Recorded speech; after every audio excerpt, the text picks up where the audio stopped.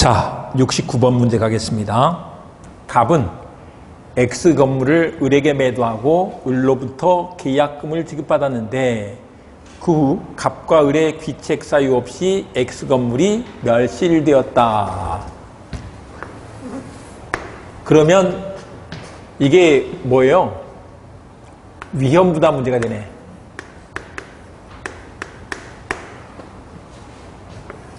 계약 체결한 후에 후발적 불링이 됐죠. 후발적 불링이 됐는데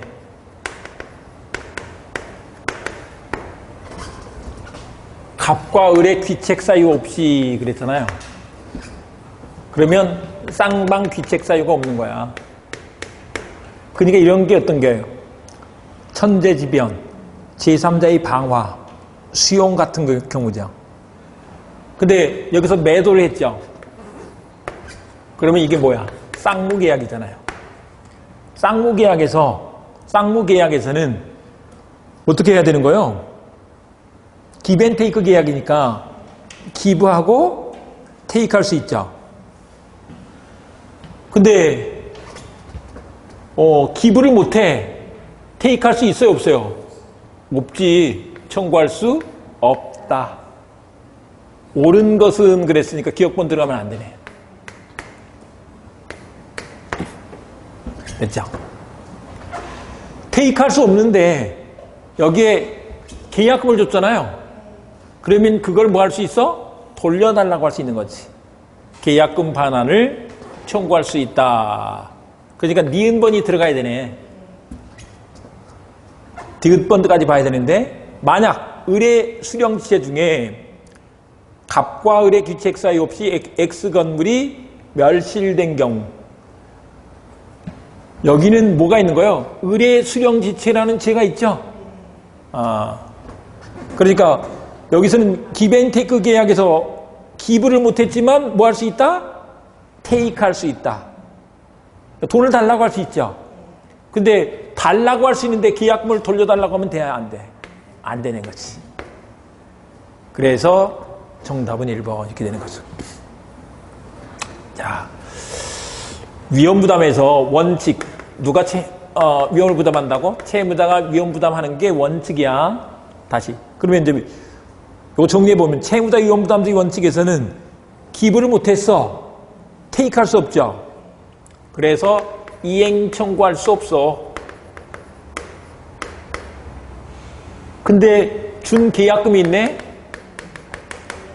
그건 부당이득으로 반환해야 돼. 그런데 이런 경우 있었죠. 그거 산 거 너무 기분 좋아서 가서 담배 한 대 피다가 불을 내버렸네. 지가 태웠죠. 바베큐 파티하다가 태웠네. 그러면 누가 위험을 부담해야 돼? 채권자. 채권자가 지금 누구예요? 채권자가 누구야? 채무자는 매도인,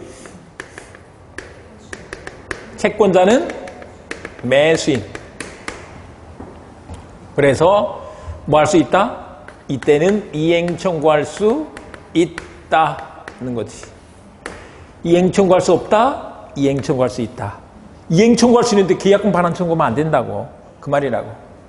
자, 이렇게 해두시면 되고. 70번. 매도인 갑과 매수인 을 사이에 매매대금을 병에게 지급하기로 하는 제3자를 위한 계약을 체결하였고 병이 을에게 수익에 의삽실하였다. 다음 설명 중 옳은 거.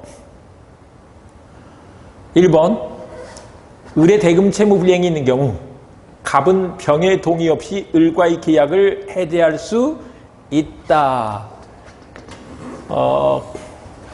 매도인 갑이 요약자, 매수인 을이 낙약자, 그리고 이제 병이 제3자, 수익자가 되죠. 을이 대금 채무를 불이행하면 갑은 뭐 할 수 있다? 계약을 해제할 수 있다. 병의 동의 없이. 틀렸죠. 2번 을의 기망행위로 갑과 을의 계약이 체결된 경우 병은 사기를 이유로 그 계약을 취소할 수 있다. 우리 취소를 병이 할 수는 없죠. 해제, 취소 이런 것은 누가? 당사자가 갑을이죠. 요약자, 낙약자 두 사람만 할 수 있는 것이다. 병은 할 수 없어. 틀렸죠. 갑과 병의 법률 관계가 무효인 경우 을은 병에게 대금 지급을 거절할 수 있다. 우리 기똥데스 그랬죠. 근데 갑과 병의 법률 관계는 뭐예요? 대가 관계잖아요. 대가 관계는 영향을 미친다, 미친다? 안 미친다. 거절할 수 없다.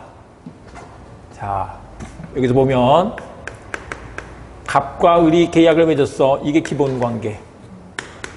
그런데 갑과 병 사이에 이 관계가 대가 관계라고. 근데 기본 관계는 영향을 미치지만 대가 관계는 영향을 안 미쳐. 그랬을 때 야, 너 대가 관계 없다며 라고 을이 말할 건 아니라고. 을은 그냥 어쨌거나 주고 달라고 하면 돼. 을이 말할 게 아니라고. 갑과 병이 계산할 문제인 거지. 기본 관계만 영향을 미친다.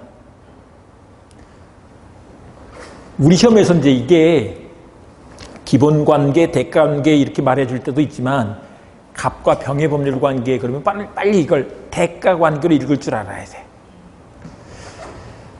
4번 을이 매매대금을 병에게 지급한 후에 갑과 을의 계약이 취소된 경우 을은 병에게 부당이득반을 청구할 수 있다. 부당이득반환 청구를 병에게 할 수 있는 게 아니지. 여기서도 마찬가지로 청사는 당사자끼리만 요약자, 낙약자가 하는 것이다.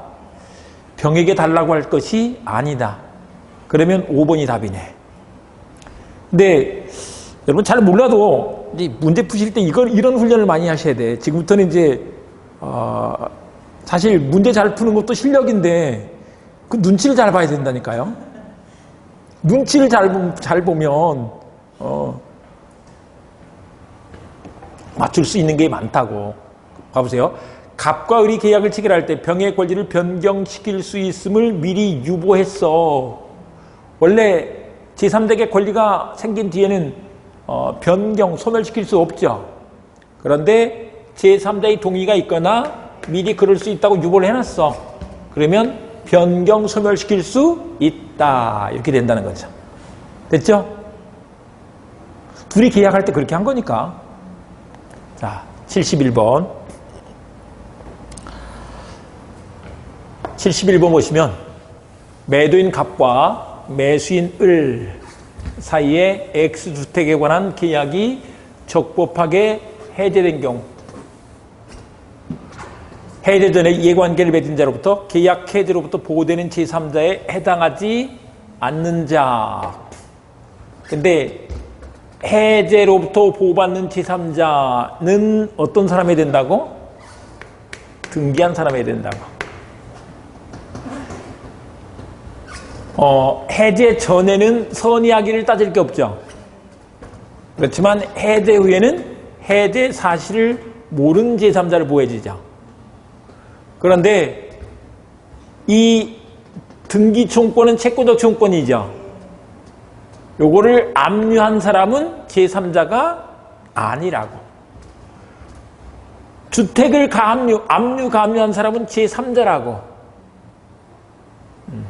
요거는 등기가 돼 있어. 얘는 등기부가 없다고. 채권은 등기부가 없다고. 됐죠? 저당권을 취득했다는 얘기는 등기를 했다는 거다, 안 했다는 거다? 등기를 한 거잖아요. 가등기도 된다고 그랬죠. 대항 요건을 갖췄어. 그러면 보호를 해주지. 근데 원래 주택 임차인은 채권자이기 때문에 보호받는 제3자가 아니지만 대항 요건을 갖추면 보호받는 제3자라고 해준다고. 진짜 쉽죠?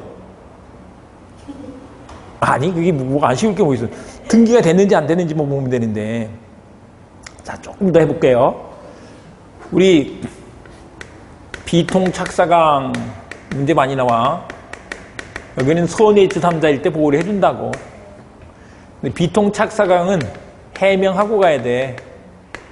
해대명의신탁에서는 제3자를 보호해주죠. 제3자 이렇게 보호해준다. 근데 해대의 경우에 있어서는 이게 뭐 한 사람이 해야 돼? 등기에서 대항력을 갖춰야 돼. 그 등기가 가등기라도 상관없어. 등기가 안 됐어도 대항력권을 갖추면 돼. 근데 이제 해대 명의신탁에서는 선의하기를 따지지 않는데 해대 후에는 해대 사실을 모른 제3자, 선의 제3자만 보호를 해준다고. 이렇게 한 거잖아요.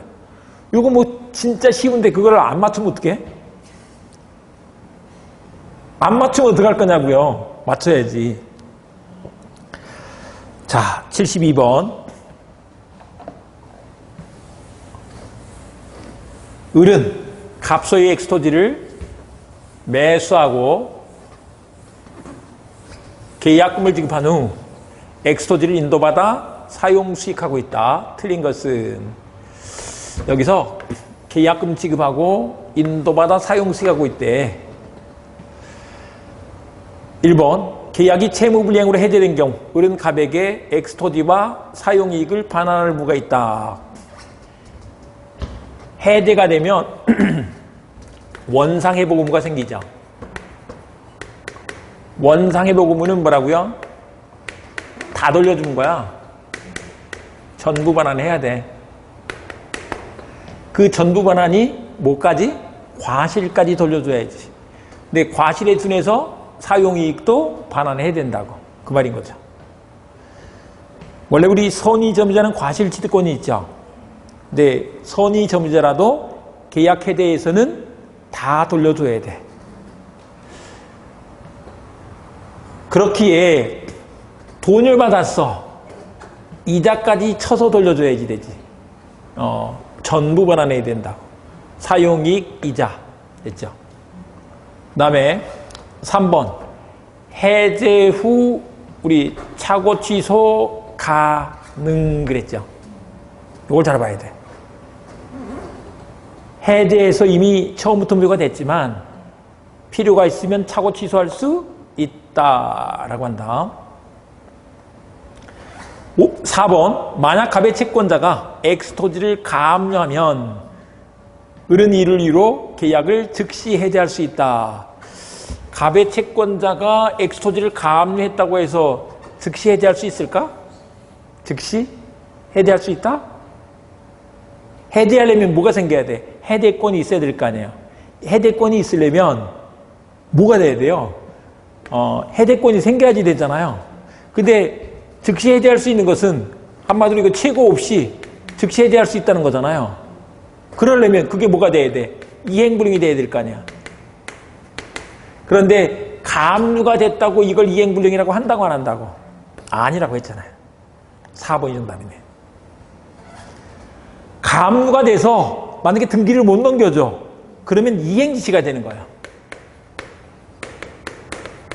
근데 이행지체로 인해서 계약을 해제하려면 어떻게 해야 돼? 상당한 기간을 정해서 취고를 했는데 뭐가 없을 때? 이행이 없을 때. 그때 해제할 수 있는 거잖아요. 그럼 바로 즉시 해제할 수 있는 것이 아니다. 이 말인 거죠.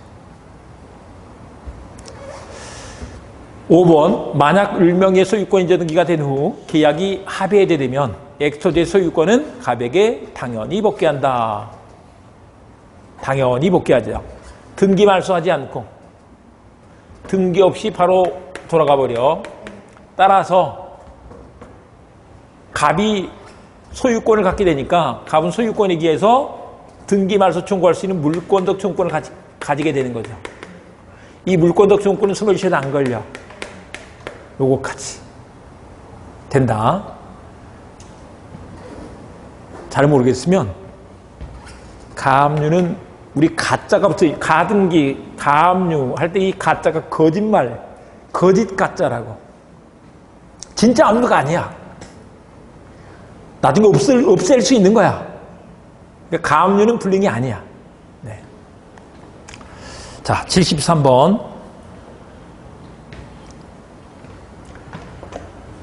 건물 소유를 목적으로 한 토지 임차인의 지상물 매수권에 관한 설명으로 옳은 것은, 여기서 옳은 것은 1번 지상 건물을 타인에게 양도한 임차인도 매수권 행사할 수 있다. 일단 지상물 매수권은 토지 임대차, 토지 임차인에게 인정을 해주죠. 근데 그 사람이 매수권을 행사할 수 있으려면 그 건물의 소유자여야 돼. 그래야 넘기고 나가지. 그러니까 양도한 임차인은 안 되는 거지. 그 다음에 2번 임차인은 저당권이 설정된 건물에 대해서도 매수권 행사할 수 있다. 저당권이 설정됐어도 매수권 행사할 수 있는 거지. 그거는 어떻게 하면 돼? 임차인이 저당권 말소하고 넘겨주면 되는 거니까. 그렇죠? 네, 될 수 있다. 이때 매매대금은 어떻게 되는 거야? 매매대금. 그 당시 시가로 결정이 되는 거지. 시가가 3억이에요. 근데 근저당권이 설정되어 있어서 최고액 1억이 돼 있어. 그랬을 때 매매대금은 3억이지 3억에서 1억을 뺀 2억이 아니라고. 매매대금은 얼마다? 3억이다. 다만 나중에 저당권 말소하고 3억을 받으면 되죠. 아니면 그 1억을 안고 사고 2억만 주면 되겠죠. 결국 3억 주는 거잖아요. 그 다음에 3번 토지 소유자가 아닌 제3자가 토지를 임대한 경우 임대인이 특별한 사정이 없는 한 매수권이 상대방이 될 수 없다. 여기서 우리 매수권 행사하려면 그 사람이 뭐여야 된다? 토지 소유자여야 돼. 그래서 3번이 맞다.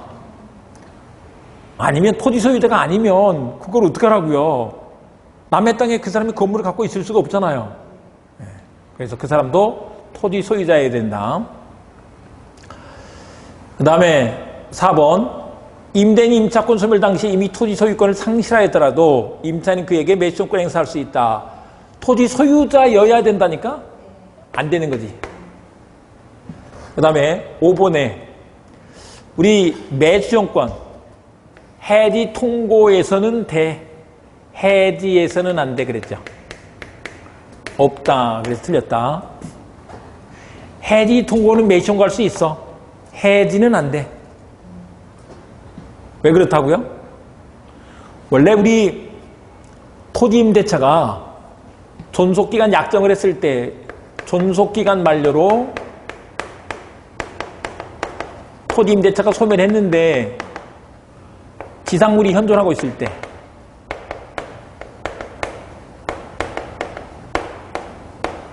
그때 인정이 된다고. 근데 거기에 대해서 임차인이 갱신 청구를 했는데 거기에 대해서 임대인이 거절하면 그때 지상물 매수권 이렇게 되는 거잖아요. 그런데 해지 통고는 기간 약정이 없을 때 하는 거잖아요. 해지 통고 자체가 뭐다? 거절이다. 거절이다. 그러니까 바로 매수권 행사할 수 있어. 근데 차임 연체로 해지가 됐어. 그때 만약에 매수 청구를 하면 주인이 하는 말 뭐라더라? 세도 밀림 주제라고 한다니까. 해지 통고는 돼. 해지는 안 돼. 그렇죠? 자, 그 다음에 74번. 갑은 자신의 X주택을 보증금 2억 원, 월차임 50만 원으로 을에게 임대하였는데 을이 전입신고 후 X주택을 점유 사용하면서 차임을 연체하다가 계약이 종료되었다.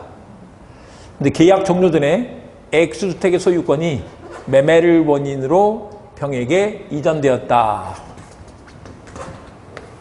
갑은 X주택을 을에게 임대해서 임대차 계약 맺었단 말이에요. 그런데 계약이 끝나기 전에 주인이 바뀌었어. 병으로. 틀린 거.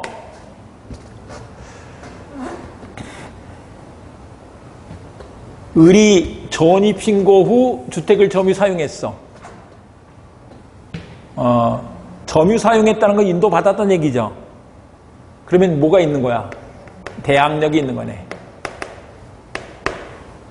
근데 계약이 종료되기 전에 병에게 이전됐어. 1번 특별한 사정이 없는 한 병이 임대 내 지위를 승계한 것으로 본다. 대항력이 있으니까. 맞네. 그 다음에 2번 연체 차임에 대한 지연 손해금의 발생 종기는 X주택이 반환되는 때이다. 연체 차임에 대한 지연 손해금도 생기죠. 근데 주택이 반환되면 이제 끝나는 거지. 예, 종기를 말한다.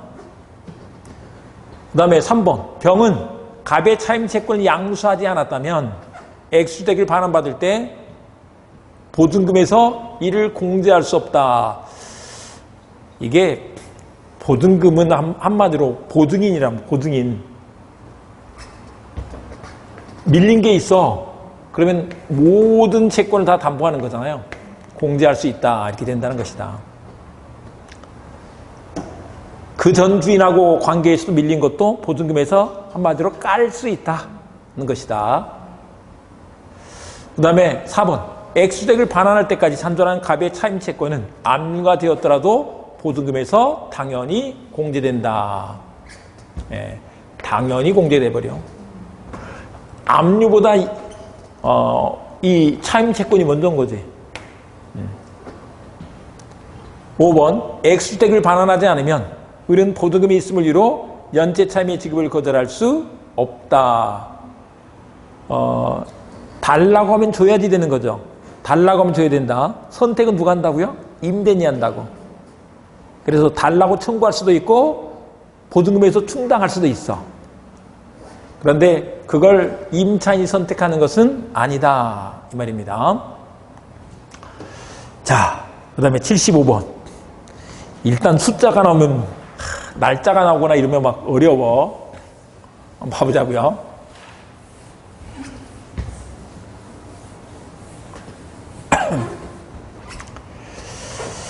임차인 을은 임대인 갑에게 2024년 3월 10일로 기간이 만료되는 X주택의 임대차 계약에 대해 주택임대차 보호법에 따라 갱신 요구, 계약 갱신 요건을 행사한 거다 이 말인 거죠. 그 통지가 2024년 1월 5일 갑에게 도달하였고 갑이 갱신 거절 통지를 하지 않아 계약이 갱신되었다. 그 후 을이 갱신된 계약이 개시되기 전 2024년 1월 29일 해지 통지를 하여 1월 30일 갑에게 도달하였다. 요게 문제가 되는데 일단 요거 한번 정리해 볼게요. 임차인에게 주택 임차인에게 계약 갱신 요건이 인정되죠. 근데 거절하지 않으면 갱신이 됐어. 갱신이 됐는데 그때 임차인은 어떻게 할 수 있어? 중간에 해지 통고를 할 수 있죠. 해지 통고를 할 수 있어. 그러면 언제 효력이 생긴다고? 3개월 지난 뒤에 할 수 있다 이 말인 거예요. 그런데 이게 갱신되기 전에 이렇게 해지 통고를 또 했대. 해지 통지를 했대. 이랬을 때 이때는 언제 끝나는 거냐? 이게 문제가 됐던 거예요. 그런데 여기서도 뭐라고요? 3개월이라고 우리 판례가 얘기를 했다는 거지. 예, 우리 교재 보면 다 써놨다. 그러면 봐보세요. 2024년 1월 30일부터 3개월은 언제예요? 4월 30일이잖아요. 그 말인 거야. 다른 게 아니고. 그래서 3번 정답이다. 자, 76번. 집합건물법상 관리인에 관한 설명으로 드린 것은 여기는 이제 다 하려고 한다기보다 1번이 답이네. 관리인은 구분 소유자여야 한다. 관리인이 구분 소유자일 필요가 없다 그랬죠. 관리인이 누구라고요? 소장님. 관리 소장님이 꼭 그 아파트 주민일 필요는 없어. 소유자여야 될 필요는 없어. 이 말인 거죠. 나머지는 그냥 읽으시면 돼, 이제. 관리는 공용권의 보존행위를 할 수 있겠지. 임기는 2년의 범위에서 규약으로 정한다. 이것도 한번 읽어두시면 되고. 그 다음에 관리는 관리위원회 위원이 될 수 없다. 왜 안 될까요? 관리위원회 위원은 어떤 사람이 되는 거야? 구분 소유자 중에서 선출한다 그랬죠. 그러니까 관리는 그런 게 아니지. 그 다음에 관리인의 대표권 제한할 수 있어. 하지만 선의 제3자에게 대항할 수 없다. 이렇게 돼 있죠. 요건 뭐 가볍게 좀 읽어주시면 되고. 그 다음에 77번.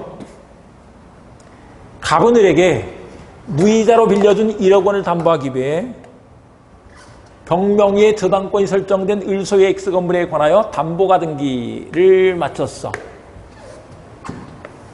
갑이 담보가등기를 갖고 있어. 그런데 병한테 저당권이 설정되어 있다네. 그러면 담보가등기보다 얘가 뭐요? 선순위죠. 을은 변덕에 도란 갑에 대한 차용금을 지급하지 않고 있다. 틀린 것은 1번 갑이 귀속 정산 절차에 따라 적법하게 X건물의 소유권을 취득하면 병의 저당권을 소멸한다. 틀렸네. 귀속 정산 절차는 뭐예요? 갑이 소유권 취득하죠. 경매된 게 아니란 말이에요. 그러면 이제 이때 병의 저당권은 안고 가는 거지. 소멸하는 게 아니다. 우리 귀속정산이나 아니면 경매 할 수 있잖아요. 경매하면 언제나 모든 저당권은 다 소멸한다. 그리고 순위에 따라 배당을 받죠. 저당권처럼. 그거하고 다르다고. 그 다음에 2번. 갑일에게 청산금을 지급하지 않고 자신 명의로 본등기를 마친 경우. 이게 가등기담보법은 채무자보호법, 고리대금업자 규제법 그랬죠. 고리대금업자를 규제하기 위해서 이 법을 만들었단 말이에요. 근데 청산금 지급하지 않고 소유권 취득을 했대. 그걸 인정하면 가등기담보법 뭐하러 만들었어? 말도 안 되지. 그래서 무효다. 강행법기 위반으로 무효다. 그 다음에 3번. 갑의 청산금 지급 채무와 을의 가등기에 기한 본등기 및 X건물 인도 채무는 동시행관계에 있다. 동시행관계 맞네. 요게 뭐예요? 매수 청구. 아까 우리가 봤죠. 우리 지상물 매수용권, 부속물 매수용권 동시행관계 맞다. 시가로 매매가 이루어졌기 때문에 매매로 다루어서 동시행관계가 돼. 그 다음에 청산금 지급과 본등기 및 인도 채무. 이것들은 동시행관계야. 이 청산금을 뭐로 생각하라고 그랬어요? 잔금으로 생각하라고 그랬죠. 고리대금업자가 부동산을 미리 선금 주고 샀어. 그런데 나중에 돈 못 갚으면 잔금 안 주고 날로 먹으려고 든단 말이에요. 고리대금업자가 그 날로 먹는 걸 법에서 금지하고 꼭 잔금 줘라 라고 규정해 놓은 게 가등기담보법인 거죠. 청산금이 잔금이다. 돈 빌려준 게 계약금 중도금. 청산금은 잔금이다. 우리 잔금 지급 동시행관계 맞죠? 네, 그렇게 본다고. 아까 구분소유적 공유관계 해소 동시행관계 맞죠? 딱 외워두니까 그냥 풀리네. 4번 경매 절차에서 정의 X건물의 소유권을 취득하면 갑의 가등기담보권은 소멸한다. 경매 그러면 가등기담보권은 소멸하고 이제 순위에 따라 배당을 받는 거죠. 경매가 되면 가등기담보권을 뭐로 취급한다고? 저당권 취급을 한다고.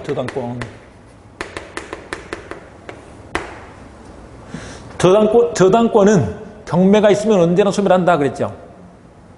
5번 만약 청산금이 없는 경우 적법한 실행 통지를 하여 2개월의 청산 기간이 지나면 청산 절차 종료와 함께 사용 수익권은 갑에게 귀속된다. 원래 이 사용 수익권은 설정자가 갖고 있는 거죠. 하지만 청산 기간이 지났어. 소유권이 넘어가야 되니까. 그래서 청산 절차 종료와 함께 이제 소유권이 넘어가니까 사용 수익권은 가등기다 복권자한테 넘어간다 이 말인 거죠. 자, 됐고 78번 78번을 보시면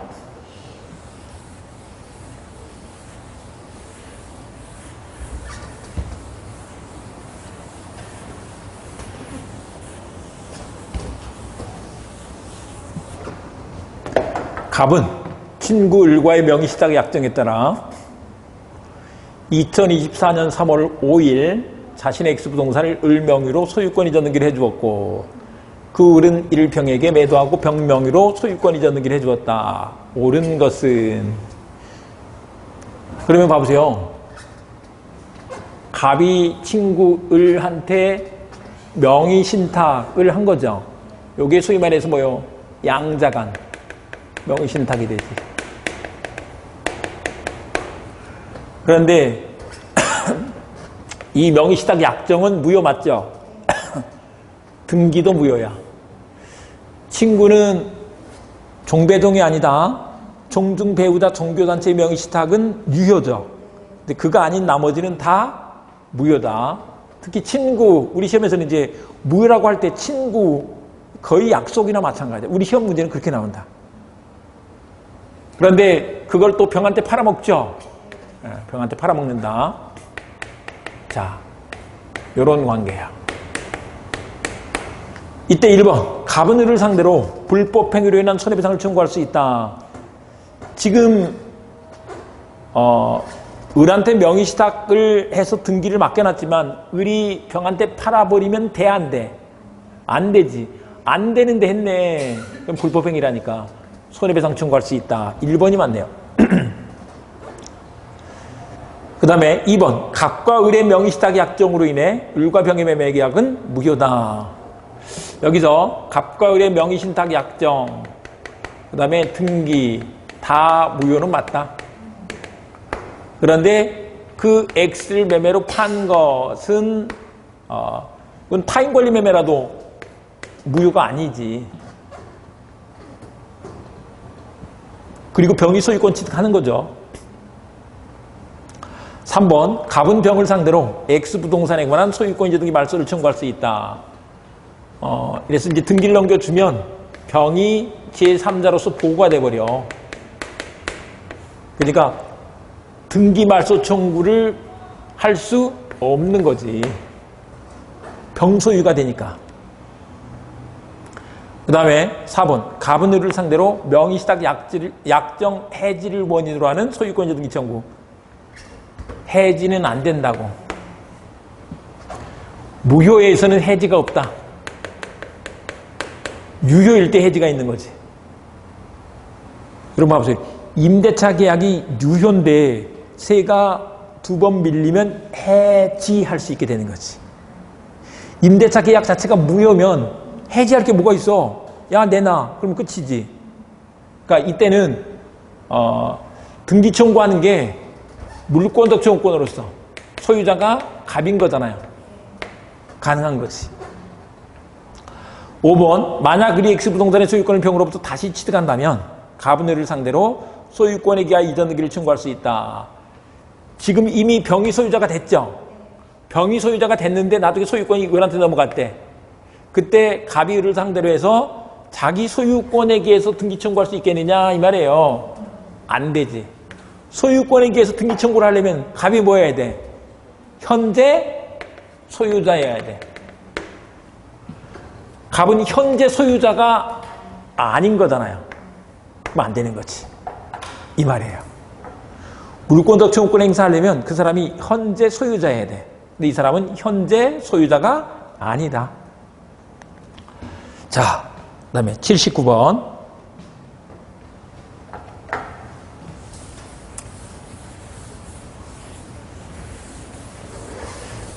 임차인 을은 갑소유의 X 상가 건물에 관하여 월차임 200만원 2023년 5월 24일부터 2024년 5월 23일로 하는 임대차 계약을 갑과 체결하였고 상가임대차 계약을 체결하였고 기간 만료 14일 전인 2024년 5월 9일 갱신거절의 통지를 하여 을이 갱신거절의 통지를 했어. 다음날 갑에게 도달하였다. 그러면 언제가 되느냐? 갱신거절을 통지했으니까 그냥 거기서 끝내겠다는 거잖아요. 그러면 그날 끝난 거지. 5월 23일 날 끝난다 그랬죠. 5월 23일 날 끝난다. 임차인은 임대차 종료 1개월 전부터 종료할 때까지, 만료할 때까지 이 갱신거절의 통지를 할 수 있는 거죠. 임대인은 좀 답답하겠네. 그러면 그전 확인해 보면 될 거 아니에요. 확인해 봐야지. 그래서 그 말인 것이다.